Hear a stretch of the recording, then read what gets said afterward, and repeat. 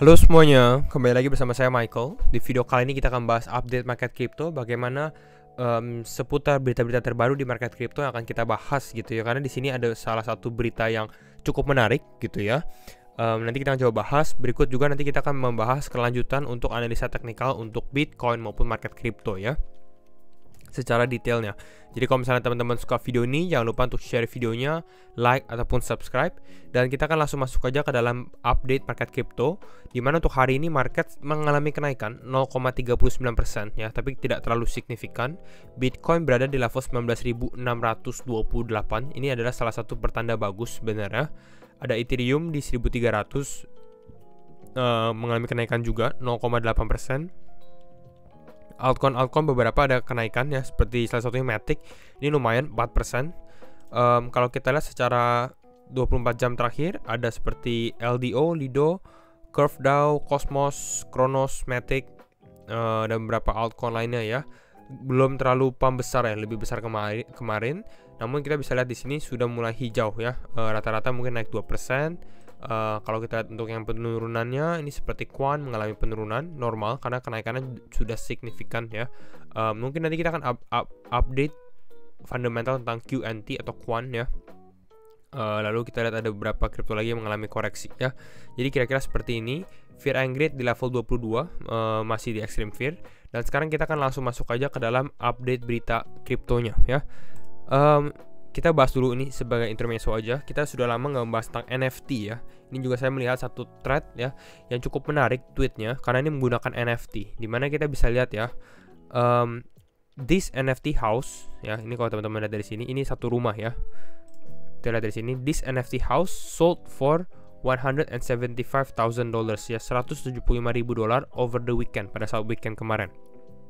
Nah, yang menariknya apa? Yang menariknya, rumah ini dijual dalam form NFT gitu. Jadi bisa dibilang ini rumah aslinya ada, tapi bukti kepemilikannya ini menggunakan NFT seperti itu ya. Dan kalau teman-teman lihat di sini, ini di OpenSea ya, di OpenSea, dan secara dia punya detailsnya di sini bisa kelihatan gitu ya, berapa banyak kamar, kotanya di mana, lalu state-nya di mana, provinsinya gitu ya, ada berapa luasnya dan lain-lain seperti itu. Bahkan ada tanggal dibuatnya gitu ya, 2006 seperti itu ya.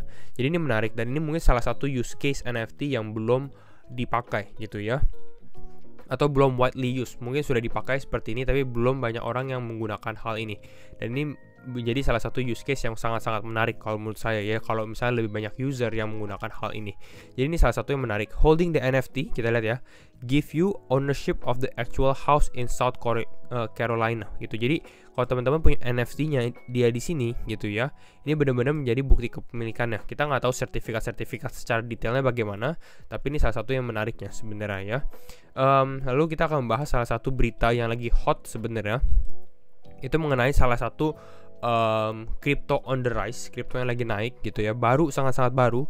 Mungkin teman-teman belum pernah dengar, tapi nanti kita akan bahas. Untuk video kali ini kita bahas beritanya. Kalau teman-teman tertarik untuk bahas fundamentalnya bagaimana, kita buat satu video khusus juga gitu. Jadi teman-teman bisa komen aja. Nah, apa sih kriptonya yang akan kita bahas, yaitu adalah Aptos ya. Kita lihat dulu ya, ini Aptos. Dimana di sini a new layer 1 ya, salah satu layer 1, berarti seperti Ethereum, Solana gitu ya. Ini akan menjadi kompetitor mereka. Launch earlier promising up to 100k transaction per second. Jadi dia adalah salah satu layer 1 baru gitu ya, dan sekarang baru mau launching tokennya ya. Nah, secara fundamental, secara reviewnya ini cukup menarik dan bisa dikatakan sebenarnya cukup kuat gitu ya, dengan backingan yang cukup besar juga. Tapi kita nggak akan terlalu detail. Tapi untuk saat ini lagi ada beberapa masalah gitu ya, dan mungkin ini bisa dibilang FUD juga, tapi kita akan membahasnya. Dimana awalnya dia berjanji, istilahnya layer 1 ini bisa sampai 100.000 transaksi per detik gitu ya. Namun untuk saat ini baru cuma hanya 4 transaksi per detik, bahkan lebih kecil daripada Bitcoin seperti itu. Jadi bisa dibilang secara networknya sebenarnya ini belum ready gitu ya. Di sini banyak orang yang membahas bahwa Aptos is broken. Tokennya apa? Networknya ini Aptos ya. Aptos is broken. Dia launch, kalau teman-teman cek di beberapa exchange ini udah mulai ada tokennya. Oktober 17 gitu ya. However, Aptos is currently has a lower transaction per second than Bitcoin, and a majority of tokens are either stake or ready to be dumped on retail investor. Jadi ini yang membuat kontroversialnya gitu ya. Aptos ya. Aptos itu apa sih? Aptos kalau teman-teman lihat dari sini, Aptos ini tokennya, networknya, dan ini salah satu yang lagi growing. Kenapa teman-teman bisa lihat dari jumlah followersnya sendiri 210.000 gitu. Ini cukup besar sekali untuk network cryptocurrency baru gitu ya, layer 1 blockchain yang sebenarnya belum ada tokennya. Ini baru launching hari ini gitu ya. Kita bisa lihat selanjutnya program masalah berikutnya. Di sini kita lihat dari Aptos Explorer-nya sendiri. Kalau teman-teman lihat dari sini ya, kita zoom ya. Nah, kelihatan ya. The transaction per seconds di sini 3,99 atau di bawah 4 gitu ya. Padahal janjinya kan sekitar 100.000 ya. Mungkin networknya belum ready. Tapi pertanyaannya, kalau networknya belum ready, kenapa dia decide untuk launching tokennya? Bisa dibilang seperti itu gitu ya. However, the current transaction per second atau transaksi per detiknya is somewhere around 4 transaction per second. Seperti itu. Lalu di sini kita tambahkan lagi, Aptos knows something is wrong. Dia tahu bahwa ada sesuatu masalah di Discord-nya sendiri gitu ya.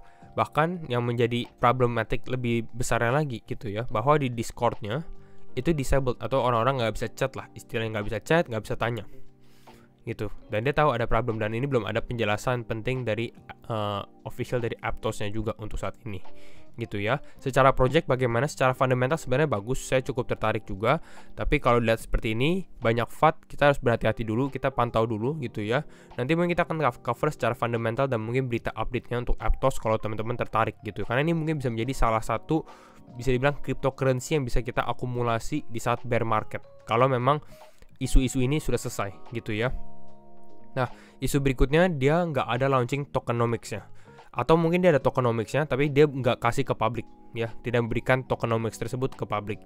Dan sebenarnya kalau misalnya teman-teman mau tahu, tokenomics itu sangat penting gitu ya. Kalau publik nggak ada akses, ya ini bisa dibilang lebih ke arah gamble gitu, karena nggak ada yang kita bisa analisa juga secara fundamentalnya gitu ya. Dan secara valuation dia cukup besar, di sini ada 400 juta dolar ya. Bahkan ada yang bilang Aptos ini bisa sekitar 2 miliar dolar gitu. Nanti itu di beritanya. Dan yang lebih tambah menariknya lagi, bahwa Aptos ini ya langsung di listed gitu. Kalau teman-teman dari sini, Aptos atau APT ya, APT ini langsung di listed oleh top tier exchange atau T1 exchange ya, bisa dibilang tier 1 ya, seperti FTX, seperti Binance. Ini langsung di launching, teman-teman bisa langsung cek aja ke dalam top exchange seperti ini. Secara harga, kalau dengan isu-isu seperti ini akan sangat-sangat fluktuatif saya rasa gitu ya. Saya sendiri akan menjauh dulu, kita akan melihat dulu level resistennya, level supportnya, baru kalau misalnya ternyata fundamental dan ternyata timnya benar-benar bisa resolve konflik ini, ya mungkin ini pertanda bagus juga gitu ya. Tapi untuk saat ini masih wait and see dulu ya. Saya nggak akan mengambil tindakan untuk di Aptos sendiri atau APT gitu ya. Ditambah ini dari Wu Blockchain baru aja dia memberikan statement tambahan, Aptos ask major exchanges not to list perpetual contract within 2 weeks. Jadi nggak bisa ada perpetual contract-nya dalam 2 minggu. Dah, perpetual contract itu apa? Perpetual contract sebenarnya adalah yang bisa dibilang ya, teman-teman mau long atau mau short itu bisa di perpetual contract menggunakan leverage seperti itu. Jadi bisa dibilang dia nggak mau orang-orang mungkin short tokennya gitu ya. Lalu di sini dia mau Aptos is urgently persuading Binance to stop, atau meminta Binance untuk stop. Apakah mungkin dia takut bahwa tokennya ini akan di short oleh retail investor? Bisa jadi gitu ya. Tapi ini yang menarik, konflik yang lagi hot-hotnya di market crypto seperti itu ya, APT ataupun Aptos ya. Itu dulu. Sekarang kita masuk ke dalam Bitcoin dulu secara analisa bagaimana secara teknikal, baru nanti kita lihat juga untuk market crypto ya. Kembali lagi disclaimer on and do your own research, karena setiap keputusan tetap di tangan teman-teman ya. Nah, untuk saat ini kita bisa lihat Bitcoin, kemarin kita lihat level resisten kuatnya itu di kisaran level 0,618 garis Fibonacci dan 19.600. Dan kita bisa lihat untuk saat ini ya, price Bitcoin ya berada di kisaran level tersebut. Apakah sudah dikatakan breakout? Kalau teman-teman lihat di time frame 4 jam, secara volume saya rasa belum bisa dikatakan breakout seperti ini ya. Ini hanya konsolidasi gitu. Kalau mau breakout, kita membutuhkan Bitcoin dengan volume kuat, mungkin push ke level 19.700-an di atas ini. Seperti itu ya. Jadi kira-kira itu untuk secara time frame 4 jam ya. Kalau kita ke grafik yang satunya lagi untuk lebih detail di sini. Ya, sebelumnya kita review time frame daily-nya dulu yang kita sempat bahas. Di time frame daily, ini saya close dulu volumenya. Ya, di time frame harian kita sempat bahas kalau ini akan cukup bullish kalau misalnya Bitcoin bisa closing di atas level 19.600-an. Ya, untuk saat ini sebenarnya dia closing di area sebelumnya ya, berarti di area ini closing di area 19.549 ya, 19.549. Sebenarnya ini masih di area zona warna kuning kita gitu ya, di zona warna kuning ini 549. Dikatakan bullish ya, sebenarnya ini condong lebih ke arah bullish gitu ya, tapi ini belum konfirmasi saya rasa ya. Konfirmasi yang lebih kuat lagi kalau misalnya Bitcoin bisa tes di level 19.600 closing di level 19.600, saya rasa ini akan cukup kuat gitu ya. Artinya ada continuation, ada peluang untuk Bitcoin melanjutkan kenaikan, mungkin testing ke area di sini. Ya, jadi secara analisa kita masih sama ya. Namun kalau kita secara time frame yang lebih kecilan dulu gitu ya, secara time frame mungkin 2 jam atau 1 jam, ini teman-teman bisa lihat ya, ini ada short term resistance line ya, ini yang garis putus-putus yang saya gambarkan di sini. Di sini ada testing, dia ada testing, lalu dia lagi testing di area sini. Nah, kalau kita dari sini, ini bisa kita jadikan pertanda juga apakah Bitcoin bisa breakout atau tidak dari short term resistance line tersebut gitu ya. Secara short term saya rasa kita nunggu lagi hampir sama stock market New York atau Amerika open, bagaimana reaksi marketnya. Tapi saya expect kalau misalnya dia tidak bisa breakout, ada potensi dia untuk koreksi dulu secara short term gitu ya. Dan kita melihat kalau misalnya dia mengalami koreksi, kira-kira targetnya di berapa gitu ya. Nah, salah satu target yang saya perkirakan mungkin bisa turun ke level kisaran level 19.400-an ya. Di sini 421. Ini bisa dikatakan level support kuat juga sebenarnya. Kalau teman-teman lihat dari sini 19428, ini bisa lihat ya, dia testing 3 kali di sini, 1 2 3, ini time frame 2 jam ya. Lalu ini juga cukup valid, di sini juga cukup valid. Jadi sebenarnya level ini ya lumayan mungkin bisa menahan tekanan kalau misalnya Bitcoin istilahnya mengalami penurunan gitu. Jadi kalau misalnya teman-teman yang melihat untuk mencicil Bitcoin mungkin untuk trading ya, mungkin ini adalah levelnya juga. Kembali lagi disclaimer on and do your own research juga. Next supportnya mungkin saya rasa ini di bawah sini. Nah, di kisaran level 19.300-an ya, 360-an ya. Kembali lagi kalau misalnya dia turun atau nggak kuat dari dua level ini, saya rasa ini harus hati-hati gitu. Artinya ya Bitcoin akan condong mengalami pelemahan lagi seperti itu. Jadi harus ada stop loss juga mungkin di bawah ini untuk teman-teman yang misalnya mau trading pakai leverage, menggunakan leverage ya. Kembali lagi risk management juga di tangan teman-teman gitu ya. Jadi ada potensi seperti ini ya. Kalau misalnya Bitcoin nggak bisa breakout, mungkin ada potensi short term correction yang menurut saya mungkin bisa testing ke level 19.400-an atau 19.300-an. Lalu kita lihat akan di sini apakah dia bisa breakout atau tidak. Apakah dia bisa closing juga sebenarnya ya. Apakah dia bisa closing candle daily-nya untuk esok hari gitu ya. Kalau bisa, ini akan menjadi pertanda bagus juga untuk Bitcoin untuk melanjutkan kenaikannya berikutnya ke kisaran level 20 ribuan gitu. Jadi ini yang kita bisa katakan dari price action Bitcoin saat ini ya. Jadi itu dulu mungkin untuk update sedikit mengenai berita kripto ya. Kita membahas sedikit tentang Aptos gitu ya. Kita juga membahas sedikit teknikal untuk Bitcoin.